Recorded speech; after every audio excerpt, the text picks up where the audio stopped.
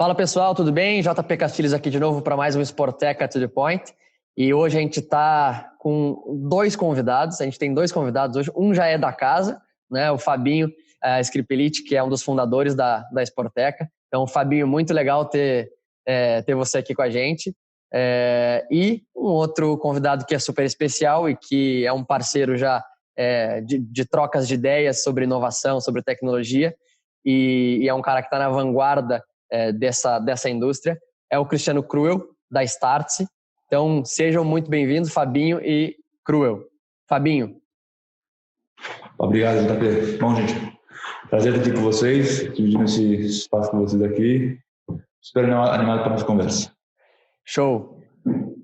Legal, pessoal. Aqui é o Kruel e fico muito feliz aí pelo convite do JP e do Fabinho. Trocar ideias sempre sobre tecnologia e inovação é sempre muito bacana, instigante. E o que era legal de ter e falar se tornou hoje uma necessidade básica a gente entender desse novo mundo sob o risco de não ficar para trás, né, cara? Muito legal estar aqui trocando ideia de novo com os amigos. Show de bola. Os dois estão lá no nosso campus de inovação em São Paulo, né? Eu estou aqui da Espanha. Muito legal que você foi conhecer aí, Kruel. E eu queria que a gente começasse você se apresentando em poucas palavras e contando um pouquinho para quem ainda não conhece. Duvido que não conheçam ainda a Startse, mas para quem ainda eventualmente não conhece, que você explique um pouquinho o que é a Startse também. Não, legal. Pô, eu estou aqui no campus da Sporteca, aqui em Pinheiro, São Paulo. Tem que vir ver mesmo, senão não dá para entender. Super legal ver um espaço desse, essa loja, essa conexão aqui, esse estilo API, como eu li lá, que conecta tudo. Eu acho isso bárbaro. Bom, eu sou Cristiano Kruel, eu na Startse, sempre um cara muito inquieto. Eu desde jovem mergulhei nesse mundo aí da Califórnia, do Vale do Silício, tecnologia, inovação, transformação, grandes corporações e tudo mais. Então, vivi no Texas um período aí mais recente. E na Startse eu tenho a função de ser um head assim, de inteligência e inovação, que é uma função bastante híbrida, que busca tentar entender essas mecânicas que estão acontecendo em transformações em tecnologia, em transformações de mercado, desde comportamento de consumo até novos modelos de negócio, e muita ênfase também em gestão, né? Como é que nós vamos gerir nossos negócios, nossas empresas, investimentos, carreiras, o que for nesse mundo aí que se transforma tão rápido. Então, a Startse, essencialmente ela é uma empresa de educação, mas é o que melhor define, mas nós facilmente transgredimos isso. Nós gostamos de dizer que nós somos uma knowledge company, fazendo um trocadilho com knowledge em inglês, que é conhecimento, com now, né, que é o agora, o conhecimento agora. As coisas estão acontecendo tão rápido, não dá tempo de chegar na academia, na universidade. Então, assim, é um giro muito rápido e frequente. Então, eu tenho essa tarefa de ficar aí com o meu time lá, monitorando, entendendo e transformando isso em mecânicas de educação. Curiosamente, a Startse tem operação em São Paulo, ela tem operação lá na Califórnia, no Vale do Silício, lá no meio do Vale do Silício, tem o que a gente chama de Startse University, que começou lá. É o primeiro endereço do Google, tá? Hoje é o endereço da Startse, então, para dar sorte. E a gente também tem operações aí um pouco pela Europa, aí vizinha tua em Portugal, agora com um curso novo de XPA, é um curso de tipo um hack de MBA, feito com a Nova, Universidade de Lisboa. Nós também temos essas frentes em Israel e uma operação lá em Xangai, na China também. Então, esse é o nosso mundo aqui. Vivemos o mundo da tecnologia, das transformações de mercado e das transformações dos negócios. Cara, sensacional. Eu sou um fãzaço da Startse, já consumo vários conteúdos, vários cursos há algum tempo já, e recomendo quem ainda não conhece para dar um check lá no site e no Instagram, que tem muito conteúdo legal. E também no aplicativo da Startse, né? Tem muito conteúdo no aplicativo, muito interessante. E Kruel, assim, pra gente começar a falar de inovação, a gente tem que falar de cultura, né? De cultura e de liderança, porque, no meu entendimento, se a gente não tem lideranças que permitem, né, com que as cabeças inquietas das organizações façam provocações, deem feedbacks super transparentes, sejam críticos e tentem realmente fazer diferente, se essa liderança ela não permite que isso aconteça, a inovação ela não flui, né? Na minha visão, a inovação ela é fruto das pessoas, né? Então, eu queria que tu comentasse um pouquinho sobre isso. E, enfim, queria entender tua visão sobre esse ponto. Aos 19 anos, eu fui a primeira vez para o Vale do Silício. Hoje eu tenho 52 anos. Essa é uma continha que eu sempre faço, porque eu fico recordando que eu faz mais de 30 anos que persigo essa coisa da inovação. E é uma coisa fantástica e ela é enigmática às vezes, né? De onde é que vem? Por que as pessoas são capazes de fazer essas coisas? Por que, né? E eu acho difícil explicar como é que a inovação acontece. Mas eu acho que dá para a gente entender melhor quando ela não acontece. E eu acho que toca muito na cultura que você falou também, né? Então, por um lado, inovação é essa coisa incrível que parece estar na natureza humana, que é a nossa capacidade, inquietude de querer sonhar coisas novas, tá fazendo negócio diferente. Então, assim, ela é nata, assim, do ser humano. Parece que a missão da nossa vida é hackear esse mundo, sei lá, assim. Mas isso adormece, porque inovar é ir para o diferente, é ir para o novo. E o novo é assustador. E o novo é desconhecido. E o novo, então a gente faz o quê? A gente fica refratário e como é desconhecido, tem uma frase forte que diz assim, muitas pessoas preferem voltar para um passado infernal do que avançar para um futuro incerto. Então, assim, ela ao mesmo tempo, ela vai criando uma sistemática, a gente vai criando na vida da gente, de segurança e que tende a nos afastar do experimento. Tenta nos afastar do risco, do novo, do diferente, e a gente tende a fazer repetição. Então, eu acho que essa sua provocação ela é muito importante, embora a cultura é um tema que para muitos é etéreo, assim, porque você não consegue ver, você não consegue pegar, né? Ela é uma das maiores, hoje talvez uma das maiores fortalezas dessas companhias novas que estão transformando o mercado. Se tu vai no Vale do Silício e vai na cabeça dos principais empreendedores aí que estão mudando o mundo, você vai ver que eles dizem, isso é a arma secreta. Porque no final, qualquer tipo de negócio ou atividade de valor é de pessoas para pessoas. Então, entender que do lado de lá tem um ser humano, como é que você toca nele e tal, e que do lado de cá tem que ter essa capacidade, parece que, ao final, eu concordo contigo. Isso é gente, e aí um monte de mecanismos e coisas que a gente usa para tentar acelerar esse processo de transformação e inovação. Muito legal, cara. Eu concordo 100%.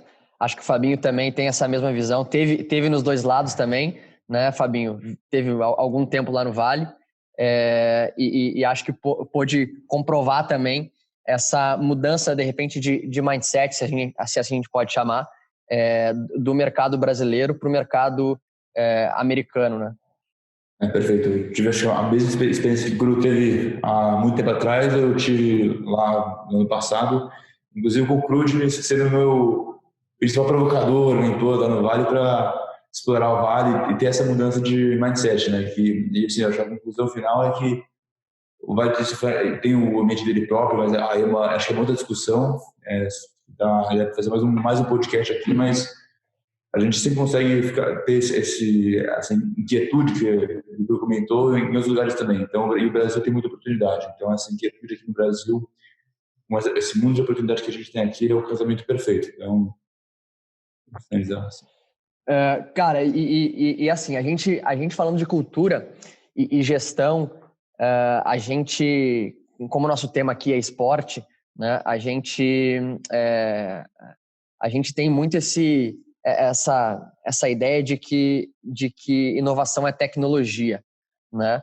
E na verdade, a gente, quando começa a estudar um pouco mais sobre isso, vê que ela é um meio e não um fim, né? E como eu falei antes, a inovação ela é uma buzzword hoje, né? E muitas entidades esportivas acabam se aproximando ou querendo, de certa forma, inovar, entre aspas, mas sem realmente se aprofundar nesse assunto. E como o Kuro comentou no nosso offline, aqui no nosso papo offline, é um nice to have, né? Para que a marca tenha mais relevância, para que ganhe alguns pontinhos aí em termos de PR e comunicação. Cruel, como de repente o esporte, principalmente no Brasil, pode beber de outras fontes, de outras indústrias que estão muito mais avançadas que o esporte, em termos de inovação? Eu acho muito legal a sua a sua fala aí do nice to have, porque se você for para qualquer organização e perguntar para quem comanda se a sua empresa acredita em inovação, você vai ter 100% de resposta, sim, acreditamos em inovação. Se você falar, então, assim, mais intimamente, você acha que vocês inovam de verdade, aí você vai dizer que desaba esse número, tá? Assim, na intimidade das pessoas, tá? E existe uma inovação, né, JP, que caminha mais vou brincar aqui, tá? Para melhoração. Existe, então, uma inovação que vai para melhoração, vamos brincar assim. Existe outra que é a mais inovação. E a inovação está muito aos olhos de quem vê. Então, para mim, uma coisa que pode ser estupenda como inovação, para uma outra pessoa pode não ser, certo? Assim, então, ela tem um quê, assim, também dessa... Eu me lembro de o Fabinho lá na Califórnia, a gente trocava ideias, assim, a gente... Né? Então, tem coisas que é de incrementais, vamos dizer assim, e tem coisas que são de ruptura. Então, se assim, criasse uma régua, assim, tu ia de 0 a 10, você mais ou menos pode imaginar, ou criar sua percepção. O que eu acho que basicamente aconteceu nesses últimos tempos, e é inevitável que aconteça no esporte, nessa indústria também, para mim é inevitável, embora ela pareça estar um pouco mais atrasada, é que a gente sempre percebeu mudança, o mundo sempre mudou, as empresas sempre inovaram, mas hoje está evidente que a gente está sendo desafiado a inovar numa frequência, numa intensidade e numa amplitude que nunca foi antes. Então, antes a gente inovava, mas devagar com andor, não vai fazer besteira, olha a minha marca. Então, era uma inovação de cautela, tanta cautela que quase caía tudo na melhoração, certo? E que estava tudo bem, cara, porque os ciclos de transformação, era muito improvável surgir alguém para fazer frente a uma grande operação, uma grande instituição, a uma grande marca. Era, né? Porque isso mudou. E mudou por 3 coisas bem básicas para nós, assim. Qualquer executivo de qualquer indústria, e talvez o esporte, porque ele tem aquela coisa da tradição, ele se protege da mudança, assim, né? Então, você tem 3 argumentos que todo executivo tem que entender. Primeiro, tem que ter repertório tecnológico ampliado. Tem que entender melhor essas tecnologias. Não precisa ser nerd máximo, mas se tu não entender basicamente o funcionamento da inteligência artificial, tu vai demorar para sacar o que é coisa, como é que acontece. Segundo, tem que entender que essa tecnologia, ela causa efeitos em mercado. Então, tecnologia barata, conhecimento abundante, muda o comportamento do consumo, muda o comportamento do fã na nossa linguagem aqui. E também faz surgir um monte de alternativas de negócio, modelos de negócio ali. Então, muda a tecnologia, muda o mercado, tem que mudar a gestão. E, para mim, a maior de todas as tecnologias é a tecnologia de gestão. É uma tecnologia porque nós inventamos isso, assim. Então, é como nós, como seres humanos, organizamos times e equipes e fizemos coisas que ninguém acreditava que a gente era capaz de fazer. E quando a gente faz isso, a gente inventa mais tecnologia e faz mais mudança de mercado. Então, os ciclos, eles se aceleram por essas 3 coisas.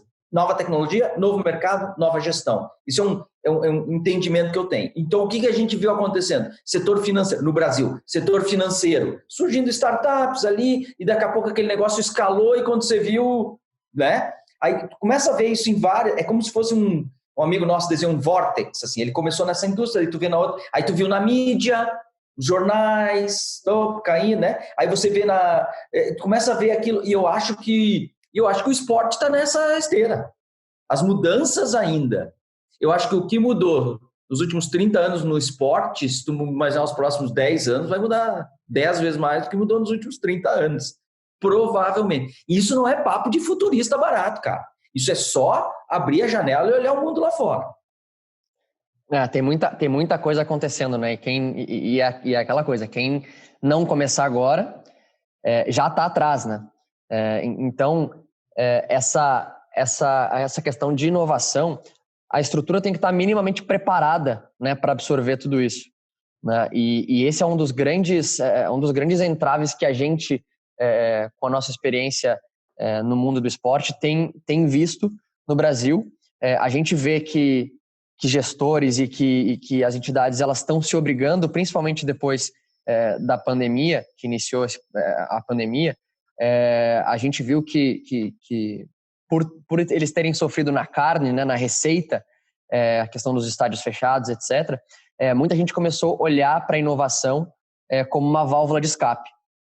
E a gente pode, de repente, pensar que se tem alguma coisa positiva disso tudo, né, é que, cara, beleza, acelerou essa digitalização e essa transformação de mindset desses gestores de entidades esportivas. Então, acho que a partir de agora a gente começa a ter um pouco mais de entrada para ter esse tipo de conversa, né? Porque antes era muito mais complexo, né? E o que interessava era levar a gente para dentro do estádio, né?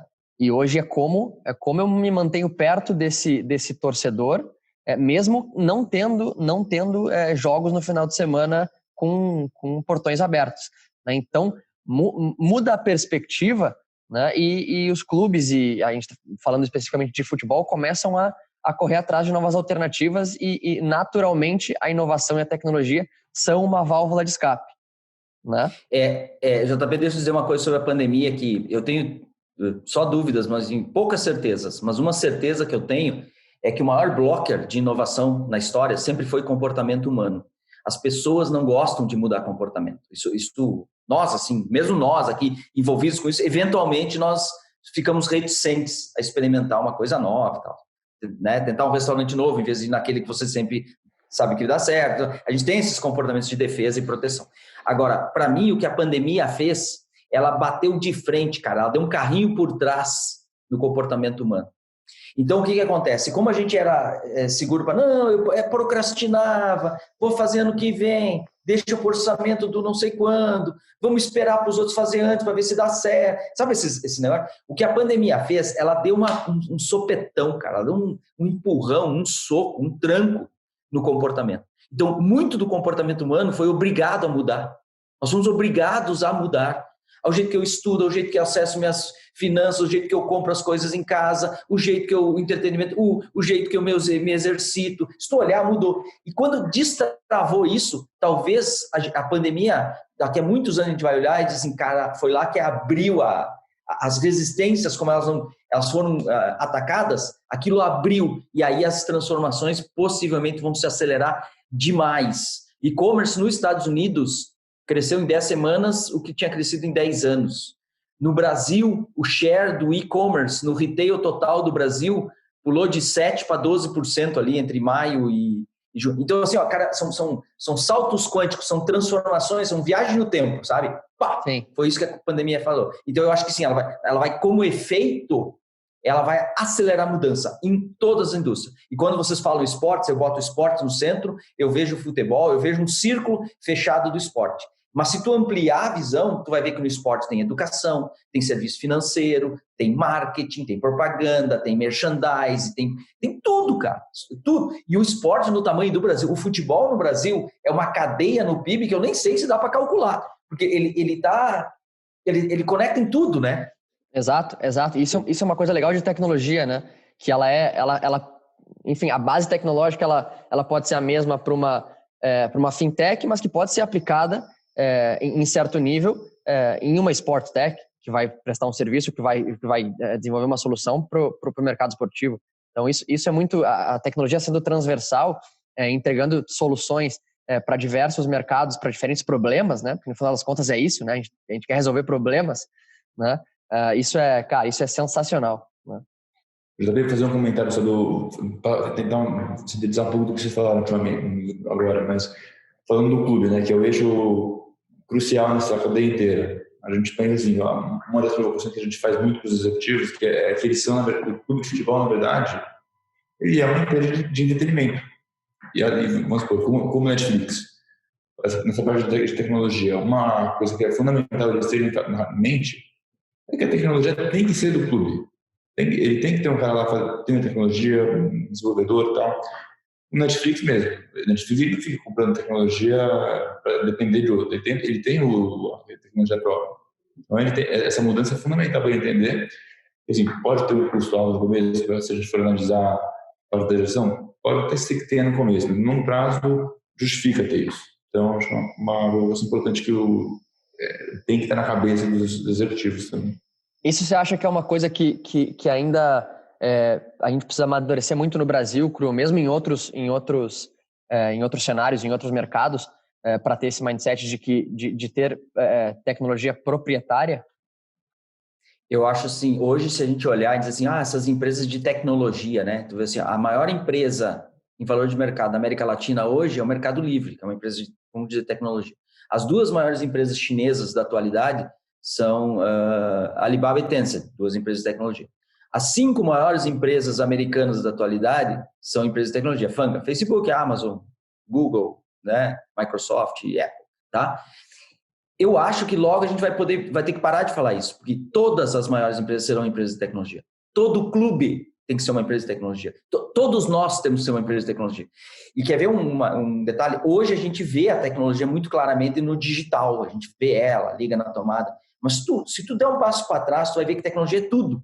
É o fio que costura a minha camiseta, é a luz elétrica que está aqui, ele tá. E eu acho então que essa enxurrada nova de tecnologia, incrível, né, que está aí, eu acho que todo gestor, todo líder, todo executivo, ele tem que entender que ele tem, assim, não tem que separar a tecnologia do negócio. Então, eu acho que ela tem que estar no core do business do cara mesmo, entendeu? Assim, tem que... Não tem não ter tecnologia, entendeu? Não tem como tu ser alguém lá na frente sem ter tecnologia. A desvantagem vai ser muito grande. O mundo de tecnologia e digital hoje, ele favorece tanto a inovação.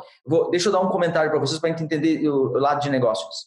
Eu poderia justificar para vocês que, no final das contas, inovar significa aprender o que os outros não aprenderam ainda. É mais ou menos assim. Eu aprendi que o cliente clica no botão vermelho, mas não clica no amarelo.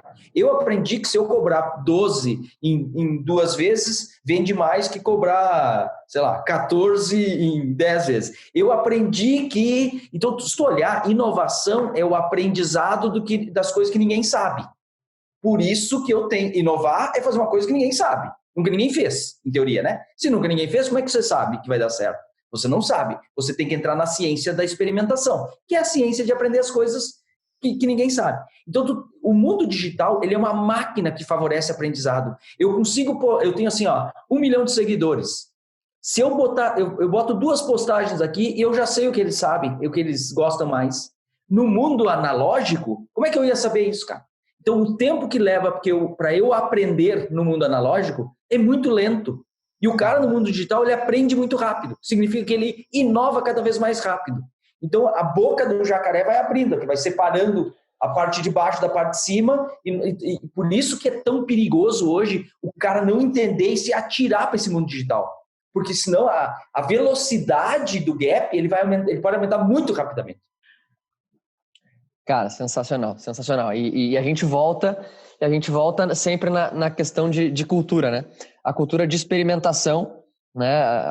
A inovação, ela pede isso, né? Testar rápido, né? Testar barato, errar mais rápido ainda, para que a gente aprenda e rode novos ciclos de aprendizagem, para que a gente acerte a mão, né? Testar com precinho de Fusca, né? Testar com precinho de Fusca, essa é a analogia. E uma coisa que eu queria pegar a tua percepção, Cru, cara, inovação assim, no dia a dia, na trincheira, como tu definiria isso, né, em relação à divisão de times? Eu sei que tem todo um conteúdo especial sobre isso, né, sobre como dividir os times numa organização para ela ser mais inovadora, metodologias ágeis, etc.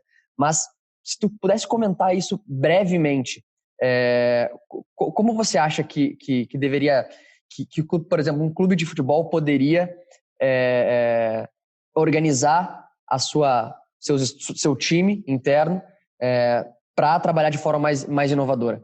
Porque aqui a gente tenta sempre pegar, cara, os pequenos insights práticos para que a gente possa extrapolar para um clube, para que a gente possa extrapolar para uma entidade, para uma federação, etc., para que a gente saia sempre com um aprendizado prático. Eu acho que a vivência que vocês têm em todo esse mundo de inovação, acho que nos traz esse benefício. Então, se pudesse comentar um pouquinho sobre isso, seria interessante demais. Perfeito. Eu acho que nessa temática de cultura existe esse lado etéreo, existem muitos mecanismos, como você falou, assim, o mundo de negócios como um todo, ele está tentando descobrir mecânicas novas, modelos ágeis, time pequenos, squads, Um outro jeito de eu gerir orçamento, por exemplo, porque eu tenho que ter o orçamento da experimentação, eu tenho que ter, sei lá, coisas desse tipo, tá?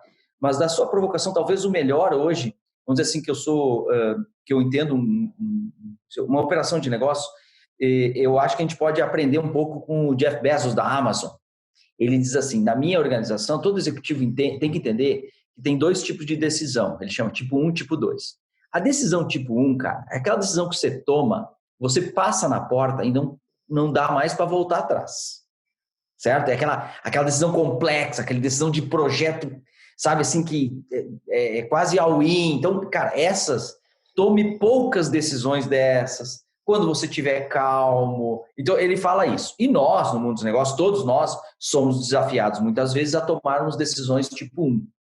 Por isso que a gente tem que ter repertório, conversar com a gente, estar dentro do Sporteca, ver o que o cara está fazendo, não está fazendo, coisas desse tipo, tá? Agora, ele também diz que tem decisão tipo 2. O que é decisão tipo 2? Cara, é tipo porta de salão de cowboy faroeste. Vai e volta, meu. É aquela decisão que tu vai ali, não deu, você volta. Isso eu acho que JP tinha que disseminar por toda a organização. Essa cabeça da decisão tipo 2, ela tem que estar empoderada na ponta. Porque é o cara que está ali, ó, atendendo, o cara entra e vem o associado e o cara diz, cara, não sei. Ele diz assim, eu resolvo agora, cara. Entendeu? O empoderamento, isso são exemplos de decisão tipo 2. Isso cria uma organização que pulsa inovação. Em porque tu tem sensores em tudo, todo mundo fanático por cliente, essa é a ideia, né? A gente tem que ser fanático por fã. Essa deveria ser a lógica, né? Sendo fanático por fã e empoderando todo mundo na empresa a tomar decisão tipo 2, que é o quê? Cara, tu pode tomar decisão, tu não vai criar um dano. Se você errar, tu não machuca, tu não... Então, o erro é o aprendizado, né? Não é errar, é aprender. Daquele jeito funciona mais, daquele menos. Mas tu tem que ter um empoderamento. Então, eu acho que uma organização com cultura inovadora, ela tem que entender que existem decisões tipo 1, que não são afoitas, são sérias, são responsáveis, mas ela tem que distribuir para toda a organização ter empoderamento para tomar decisão tipo 2. Vai e volta. Né? Cara, muito, muito bom, muito bom. Realmente, colocar o fã no centro, né, como estratégia, hoje é vital, né? Porque todas as empresas que o teu fã ele consome hoje, né, seja da indústria de entretenimento ou qualquer outra coisa, faz isso, né? E o esporte ainda está um pouco atrás nesse conceito, né? A gente tinha pensado também aqui em fazer uma provocação em relação a se você compararia um pouco as verticais de Sports Tech com outras verticais, para a gente tentar entender um pouquinho de como essa vertical de Sports Tech poderia ser fomentada e trabalhada, esse ecossistema, para que a gente tenha de repente, tanto, não sei se sucesso, né, mas que essa vertical ela seja tão próspera quanto uma de fintechs, né, de retail techs, que são enormes e têm ecossistemas gigantescos, e a gente vê aqui no Brasil que a vertical de Sports Tech ela está começando, né, mas ainda é muito, muito pequena, uma pequena bolha, né, e que a gente quer cada vez mais que outras pessoas, que outros empreendedores vejam o esporte também como uma opção de empreendedorismo, né? Então acho que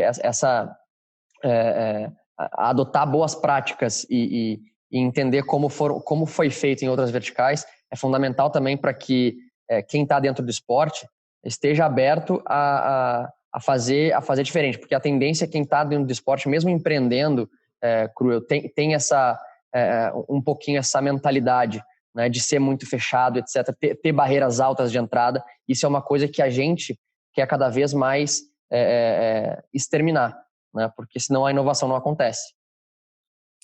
Total, eu acho que a gente viu claramente isso, veio assim, a gente não via, sem muita onda aqui, pessoal, a Sporteca é um símbolo disso para mim.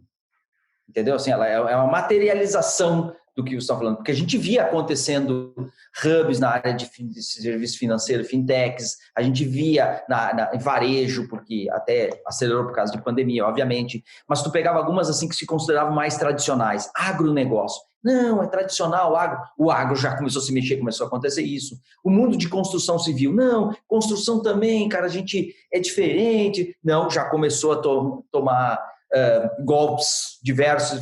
Então, assim, o esporte, para mim, ele também entra nessa seara. E se você olhar nessa visão de empreendedores, quando você tem mercados que se consideram tradicionais, diz assim, os outros aqui não, eles são, em teoria, um ambiente muito fértil para tomar uma hackeada e alguém inventar uma coisa incrível que passa reto e ninguém viu, assim, sabe? Por quê? Porque tu tem uma coisa muito tradicional, muito convencional, aquilo, um modelo mental muito previsível, né? Porque todo mundo pensa do mesmo jeito, todo mundo faz do mesmo jeito, todo mundo copia da mesma coisa. Então, aquilo acaba virando um ambiente fértil para alguém disruptar. A lógica, se tu olhar para trás, é isso. E o esporte no Brasil, como eu falei, se a gente centrar no futebol, né, tem tanta coisa que pode acontecer. Vamos separar em duas conversas. Tem um livro do Simon Sinek agora, chamado Jogo Infinito. E eu acho legal para pensar aqui o negócio. Existe uma coisa que é um jogo finito, que é o esporte. Pensa, o futebol. Cara, 90 minutos, cara. 2 tempos de 45, 11 para cada lado, certo? Então, o jogo finito. Ou o campeonato. É um jogo finito. É um jogo finito. Tu ganha aquele jogo, ou tu ganha aquele campeonato. Então, ele tem fim. Então, tu cria uma estratégia porque aquele jogo tem fim, ok? Então, no esporte a gente tem que ter essa mentalidade. Mas tem uma outra mentalidade, tem o jogo infinito, que é o jogo do clube. O jogo do clube não é um jogo finito. Ele é um jogo para a vida, é um jogo de propósito, vai muito mais do que ganhar um campeonato, é transformar a sua comunidade, tirar as pessoas de situações sei lá, de risco, é fazer um bem para a sociedade, é ter um propósito superior. Se tu olhar assim, o jogo de um clube de futebol, ele é um jogo infinito e não é um jogo. Embora ele jogue jogos finitos, ele entende que a estratégia dele é um jogo infinito. E aí a cabeça, para mim, explode. E isso, para mim, talvez é a diferença de um estrategista moderno, inovador do esporte e de um que só enxerga o jogo finito. Eu até posso chegar aqui e questionar transformações. Será que o futebol, para as gerações futuras, 45 minutos para cada lado vai ficar chato? Será que alguém vai hackear? O papo do VAR? Será que vai vir algum jeito diferente de jogar o jogo? Entendeu? Assim, poderíamos questionar sobre disrupções no jogo. E outra seria disrupções, que eu acho mais difícil para mim entender, mas imagino que tem muito debate sobre isso, mas a outra seria discutir essa cabeça que eu acho que nós estamos falando aqui, né? Eu, como visionário num clube, como executivo num clube, cara, qual é a minha cabeça? Né? Qual é a minha cabeça? E aí eu acho que se eu pensar também que o jogo pode ser infinito, eu vou descobrir uma infinidade de oportunidades muito além. Cara, um clube que tem 1 milhão de fãs, é um banco, meu. Um clube que tem 1 milhão de fãs no Brasil é um clube de segunda divisão, né, de terceira divisão. A gente trabalha com clubes, por exemplo, Fortaleza, que tem mais de 2,5 milhões, 3 milhões de torcedor, né? E, enfim, é um clube super tradicional, mas é um clube que tá lá no Nordeste e tem uma infinidade de torcedores, né? Então, tem muita coisa para se fazer, para se explorar, para conhecer, né, os seus fãs, né? Porque é muita gente diferente, é muito diverso. Imagina um Flamengo que tem 60 milhões. Né? É um Brasil, né? É maior que muitos países. Né? A gente tem muitas conversas aqui com alguns executivos aqui na Europa, e quando a gente fala dos números do Brasil, sempre causa inveja, né? Porque tem uma infinidade de números para a gente explorar aí no Brasil, que aqui não é a realidade, né? Um clube tirando um Real Madrid, Barcelona e Atlético de Madrid aqui, que tem fãs que são internacionais e que aí é uma outra história. Pega um Valência, tem menos seguidores nas suas mídias sociais que um clube um clube menor no Brasil, né? Que um clube de menos expressão. Então, os números são estratosféricos e a gente tem que aproveitar isso, né? A gente tem que aproveitar. Sim. Bom, indo para nossa reta final aqui, eu tenho duas últimas perguntas e provocações que eu gostaria de fazer. Uma é que a gente olha muito para as universidades, e enfim, eu penso muito assim, de que as universidades e colégios, enfim, a gente tem que estar cada vez mais próximo, principalmente nós da Vertical Sports Tech, para fomentar novos empreendedores, novas pessoas que se interessem por empreender e por fazer diferente no esporte, mostrar que essa é uma opção que antes normalmente era impensada, né? Você antigamente ia trabalhar com esporte, você ia para o futebol, ia ser atleta, técnico ou educador físico, alguma coisa nesse sentido, né? Então, mostrar para essa nova geração de que empreender e inovar no esporte é algo interessante. Eu acho que muito do papel da Sporteca também é mostrar os resultados que a inovação no esporte pode gerar para motivar essa galera a vir, né? E acho que isso é uma coisa que a Startse faz há algum tempo já, de estar próximo a universidades, a esse ambiente de educação, e acho que isso faz muito sentido, né? E eu queria entender se vocês concordam com esse raciocínio. Acho que tem muito caldo para tirar disso, né? Não, eu acho que sim, eu acho que tem essa... quando você fala isso, eu tenho um filho de 17 anos, eu começo a remeter vários pensamentos meus aqui, desse pensamento. Então, você vê assim, o esporte não só para o jovem é uma coisa, não é um nice to have, é um must have, por tudo, por formação, por cara, senso de equipe, sobre, cara, todas valores incríveis, né? Valores incríveis, cara, assim, essa companheirismo, sei lá, eu acho que essa todo mundo tá com a gente aqui, sabe? Segundo, quando você destaca assim, cara, o cara olhar o esporte como uma indústria, como uma carreira, como uma oportunidade de criar coisas, inovar, transformar, fazer bem para os outros, eu acho que é muito legal essa frase, porque eu acho que a maioria das pessoas ainda não vê isso.